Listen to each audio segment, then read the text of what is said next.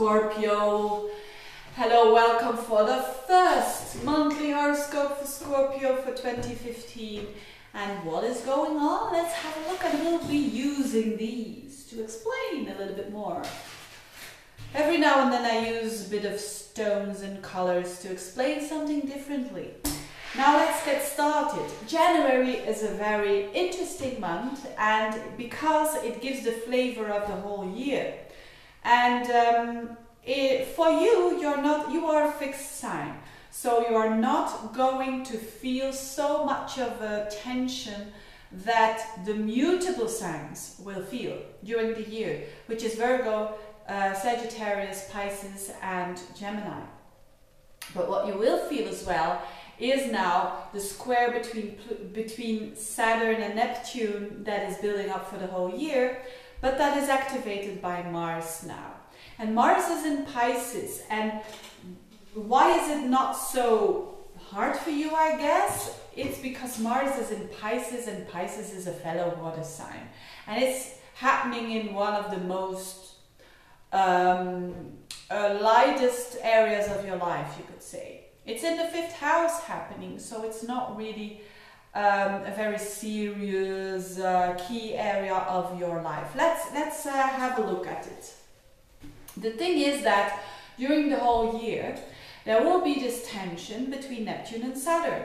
Now, if you see Saturn and Neptune in a square in a natal chart, it's just a promise that there is a promise, or there is a potential that someone will make their dream come true. So it's not a bad thing, but it's in a square, so it means there will have to be some efforts done there.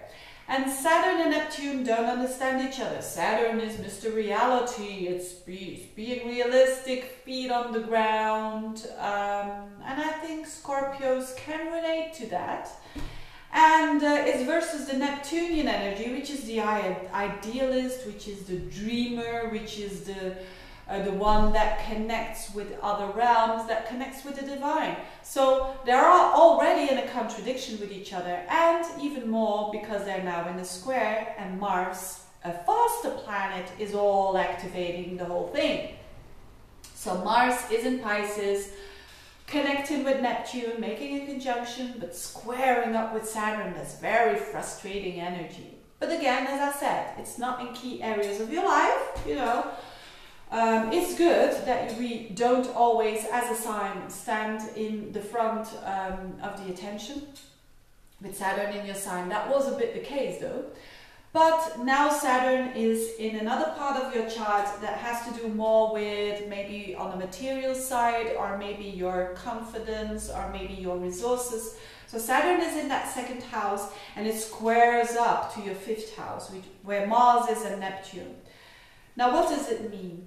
With this Saturn and this Neptune, it means that Mars is about desires, it's about your wants, and especially in Pisces, that can mean strong desires that are a bit hidden and that are not so clear.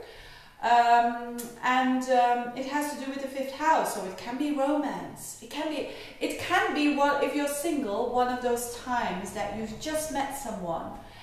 And the one day you think, yes, he or she is the one, and the other day you think, this is not good.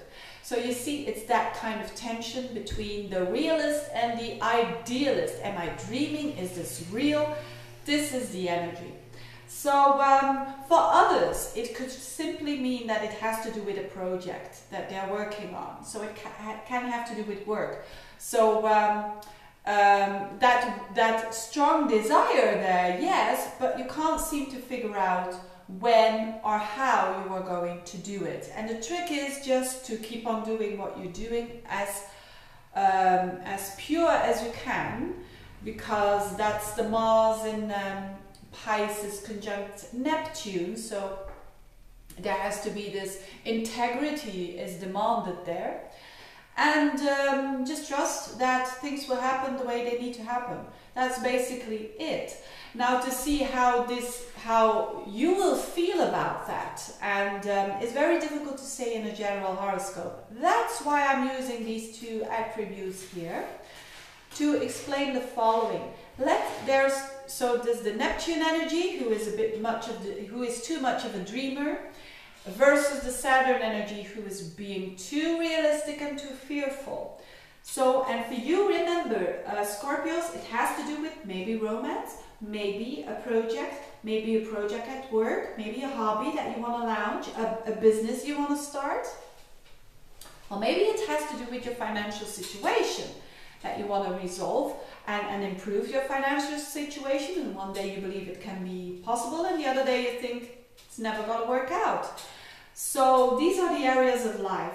And depending on your individual chart, you are going to be more Neptunian reaction or more Saturnial reaction.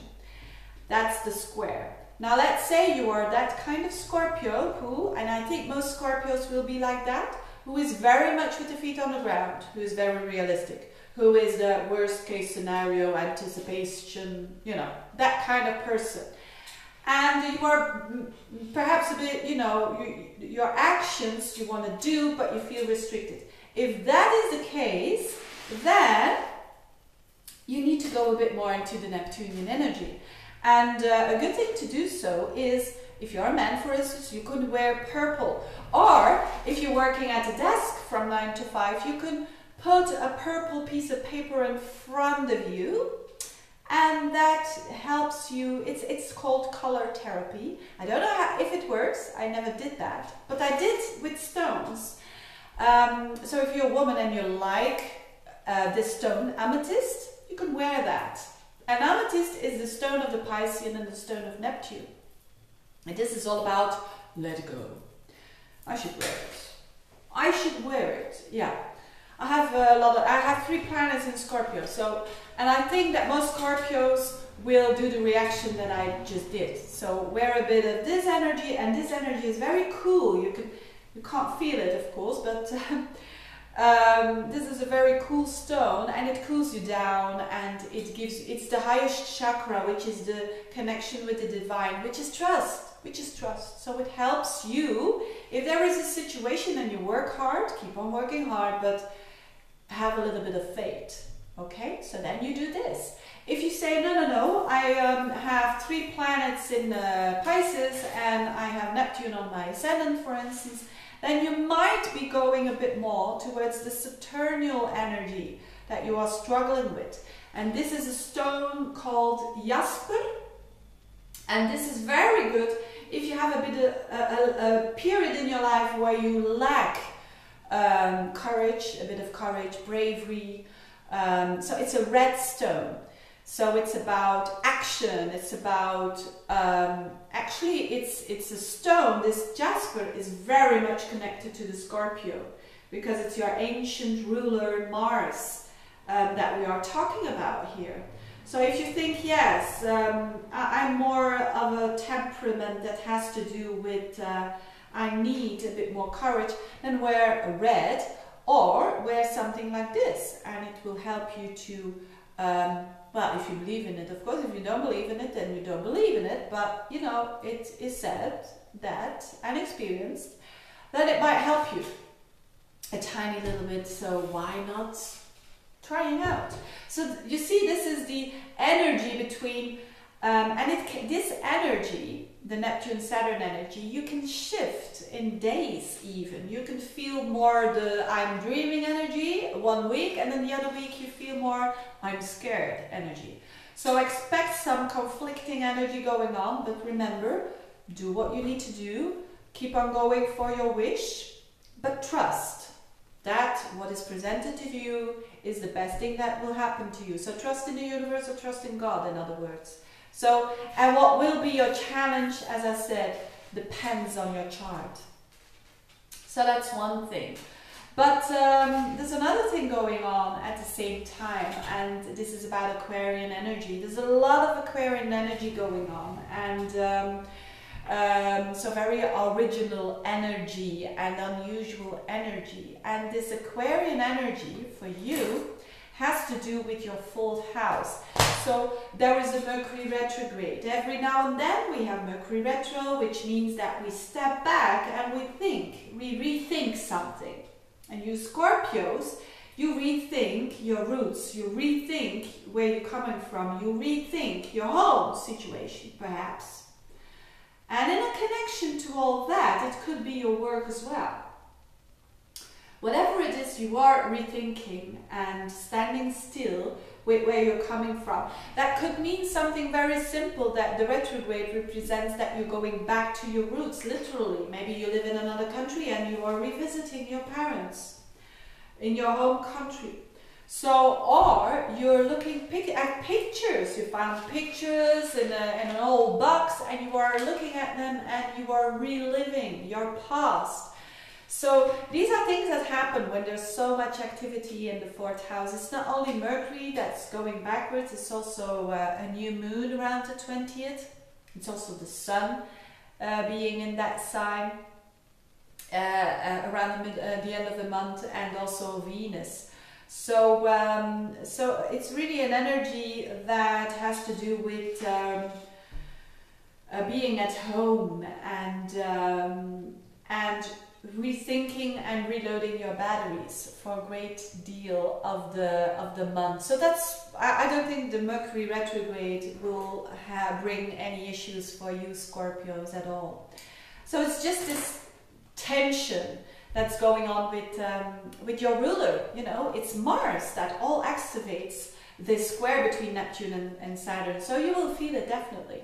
And if you are frustrated because you can't get what you want, and if there is a sign that can get very frustrated because of that, it's Scorpio. And then do some sports. That's also the 5th house, by the way. Do some sports, and do some sports that need some a lot of strength, a lot of muscles, because that represents Mars. Mars is the muscle. So to get off that, to give that Mars, that energy, a channel instead of going inwards too much, which a lot of Scorpions tend to do at times. The energy goes too much inwards. So, but all in all, an interesting month in discovering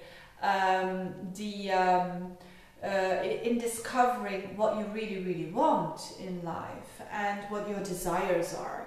And Mars is about what we want.